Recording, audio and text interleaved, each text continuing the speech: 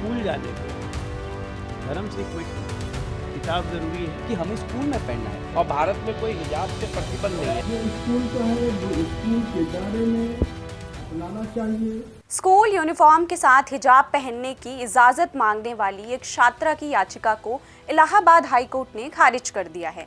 Court ने साफ कहा, हिजाब पहनना इस्लाम की अनिवार्य धार्मिक प्रथा नहीं है। ये याचिका यूपी के एक स्टूडेंट ने दाखिल की थी, जिसका फैसला यूपी ही नहीं पूरे देश में स्कूल यूनिफॉर्म वर्सेस धार्मिक पहचान की बहस को एक बार फिर से हवा दे सकता है। पूरा मामला समझने से पहले ये जान लेते हैं कि ये याचिका दाखिल करने की नौबत कैसे और कहां से आई। नमस्कार, आप देख रहे हैं प्राइम न्यूज़ और मैं हूं आपके साथ सौम्या। पूरा मामला जुड़ा है प्रयागराज के अतरसुइया स्थित टैगोर पब्लिक स्कूल से। याचिका दाखिल करने वाली छात्रा सुकैना रिजवी का कहना था कि वो क्लास 6 से हिजाब पहनती आ रही हैं और अब क्लास 11वीं में दाखिले के वक्त स्कूल प्रशासन ने कहा कि हिजाब के साथ उन्हें स्कूल में एंट्री नहीं मिलेगी।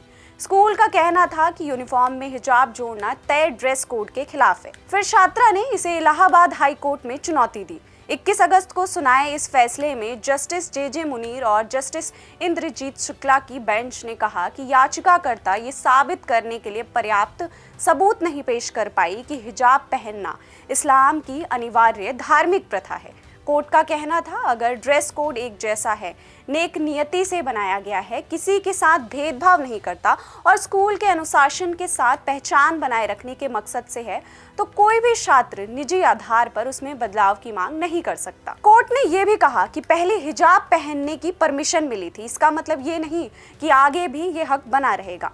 ये पहला मौका नहीं है जब कोर्ट ने ऐसा कहा है। याद कीजिए 2022 का वो कर्नाटक हिजाब विवाद, जब उडुपी के एक कॉलेज में शुरू हुआ मामला पूरे राज्य में फैल गया। स्कूल कॉलेजों में हफ्तों तक तनाव और प्रदर्शन चले थे। मार्च 2022 में कर्नाटक हाई कोर्ट की फुल बेंच ने भी यही फैसला दिया था कि हिजाब इस्लाम की अनिवार्य प्रथा नहीं है और स्कूल यूनिफॉर्म का नियम एक जायज पाबंदी है।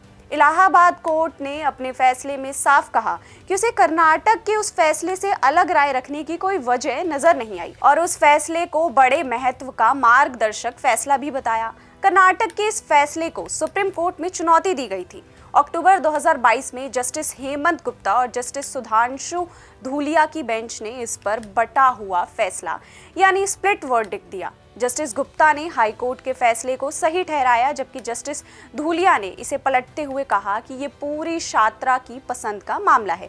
चूंकि दोनों जजों की राय अलग थी, इसलिए मामला बड़ी बेंच के पास भेजा गया और आज तक सुप्रीम कोर्ट का अंतिम और निर्णायक फैसला नहीं आया है। यानी कर्नाटक हाई कोर्ट का फैसला अब भी कानूनी तौर पर लागू है। इलाहाबाद हाई कोर्ट का ये फैसला दिखाता है कि देश की अलग अलग अदालतें फिलहाल एक ही दिशा में झुकी हुई हैं। स्कूल यूनिफॉर्म का नियम धर्म की स्वतंत्रता से ऊपर माना जा रहा है, जब तक कि नियम सबके लिए एक जैसा और गैर भेदभावपूर्ण हो। लेकिन असली और अंतिम फैसला अब भी सुप्रीम कोर्ट की बड़ी बेंच के पास लंबित है।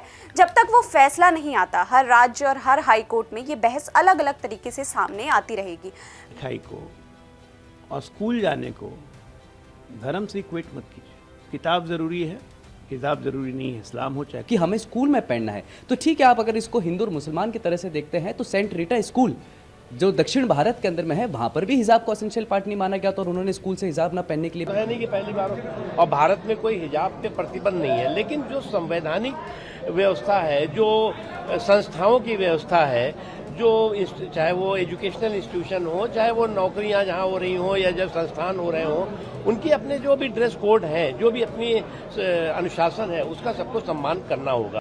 जो स्कूल का है वो स्कूल के दायरे में अपनाना चाहिए, क्योंकि वहाँ के उसूल और ज़ाब्ते हैं। अब रह गई बात हिजाब की, तो हिजाब एक इस्लामी लिबास है और शरीयत ने महिलाओं को हिजाब पहनने के लिए हुक्म दिया है, उस पर वो अमल कर। फिलहाल इस वीडियो में इतना ही, लेकिन आपको क्या लगता है, क्या स्कूल यूनिफॉर्म का नियम धार्मिक पहचान से ऊपर होना चाहिए? इस पर अपनी राय कमेंट में ज़रूर लिखें और आगे की जानकारी के लिए हमारे साथ जुड़े रहिए।